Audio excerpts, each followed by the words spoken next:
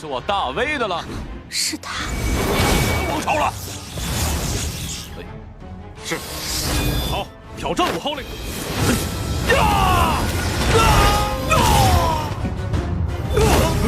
我有你们吃。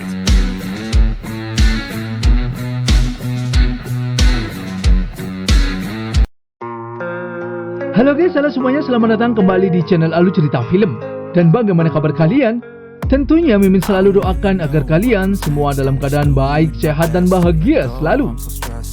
Untuk episode kali ini Mimin akan membahas alur cerita Donghua series dari film Martial Master untuk part terbarunya. Bagi teman-teman semua yang belum sempat menonton video sebelumnya, kalian bisa langsung menontonnya. Linknya ada di deskripsi. Dan jangan lupa bagi kalian yang baru mampir untuk mensupport channel ini terus agar Mimin selalu semangat dalam menghibur kalian semua. Oke, bagi yang penasaran dengan ceritanya, Mimin langsung saja masuk dalam alur cerita Martial Master. Di episode terakhir kemarin, Qin Chen, Nona Xuan, dan Wan Ximing diizinkan oleh Dekan Pavilion Tianji untuk berpartisipasi dalam kompetisi jenius muda. Mereka diizinkan masuk dan mengikuti karena Qin Chen memiliki surat perintah dari penguasa kebun Raja Obat yang juga memiliki wewenang dalam tanah 100 dinasti. Dan Pavilion Tianji telah berbuat tidak adil karena adanya boneka 5 dinasti teratas. Di antara boneka dinasti 5 teratas yang ditentukan secara internal untuk ikut dalam kompetisi itu adalah dinasti Dajin, dinasti Daliu, dinasti Dahan, dan dinasti Dahui. Dan dinasti Tuan Feng. Itu semua merupakan boneka 5 dinasti kelas atas. Jadi para kontestan dinasti bawah pun tidak ada yang berani mendaftar dan memilih mundur dan kembali.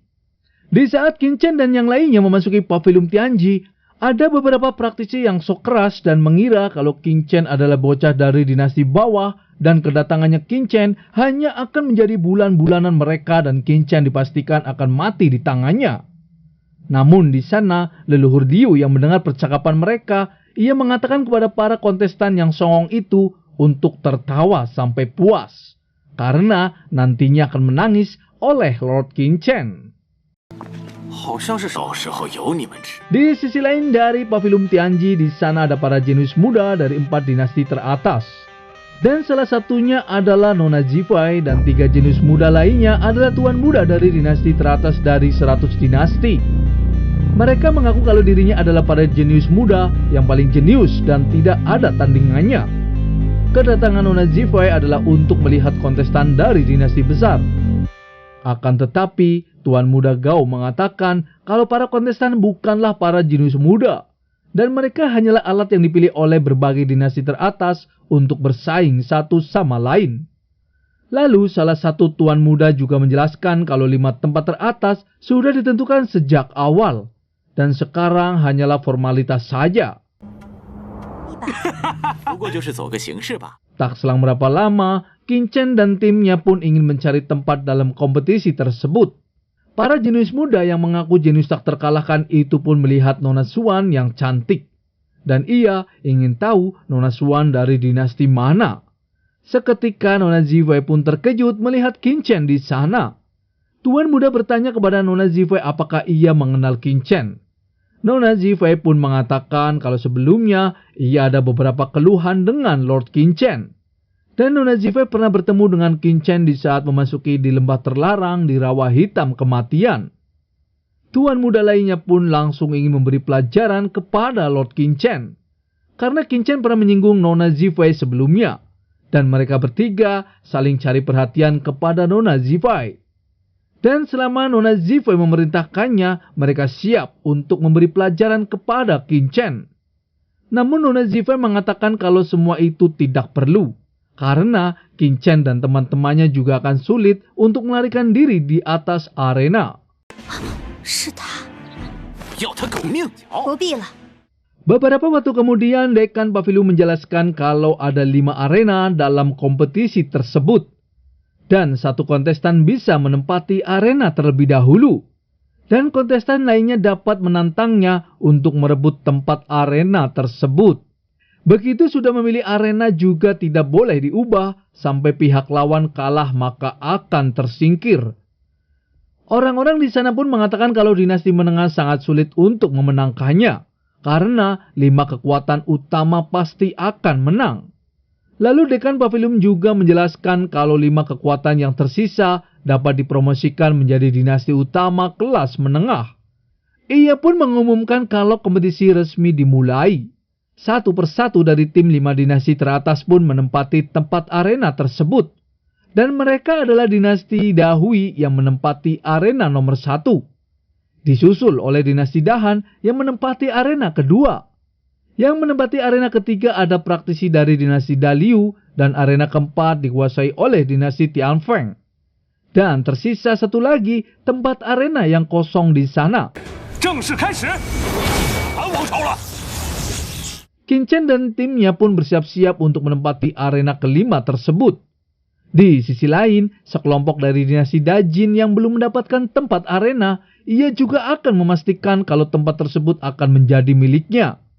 Namun di saat mereka akan menempatinya, Lord Qin Chen dan timnya tidak mau ketinggalan.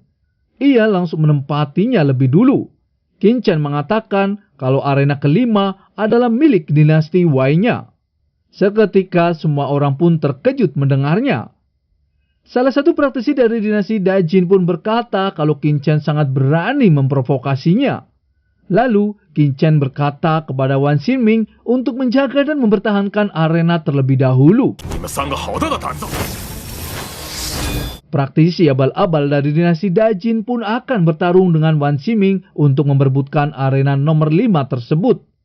Akan tetapi, salah satu perwakilan praktisi dari dinasti Dahan yang sudah mendapatkan arena nomor 2 pun ingin menentang Wan Xinming terlebih dahulu. Jadi, praktisi dari dinasti Dajin pun sangat kesal dengan praktisi dinasti Dahan yang serakah. Dan ia juga ingin bertarung dengannya. Akan tetapi, pemimpin tim dari dinasti Dajin berkata untuk membiarkan mereka bertarung terlebih dahulu. Karena, cepat atau lambat, arena nomor 5 akan menjadi milik dinasti Dajinnya. Dan salah satu praktisi yang sekuat dari dinasti Dahan itu memperkenalkan diri kepada Wan Xinming kalau dirinya bernama Wu Jiantao dari dinasti Dahan. Lalu Wan Xinming mengatakan kepada Wu Jiantao untuk jangan banyak omong jika ingin bertarung. Wu Jiantao pun sangat kesal kepada Wan Xinming dan ia langsung mengeluarkan kekuatannya yang begitu menakutkan. Di saat itu Wu Jiantao pun langsung menyerangnya. Wan Xinming menghadapi hanya dengan senyuman disertai niat pedangnya dan membuat Wu Jiantao yang sok keren dan sok jago itu terluka dan terpental dan terjatuh hingga tak berdaya. Semua orang di sana pun terkejut melihatnya karena Wan Xinming mengalahkan praktisi yang dikira sakti ternyata dikalahkan dengan satu serangan saja.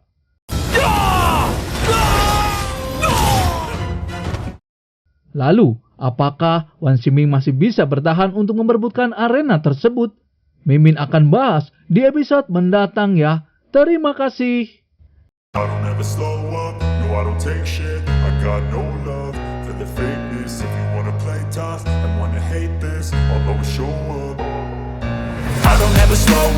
no I don't take shit. I got no love for the fakeness. If you wanna play tough and wanna hate this, I'll always show up and make a statement. I don't ever slow up, no I don't take shit. I got no love for the fakeness. If you wanna play tough and wanna hate this, I'll always show up and make a statement. Everything I do so instinctive and so passionate. Every word I move so descriptive like an adjective. I got a vendetta against people who patented being negative when you should be getting after it.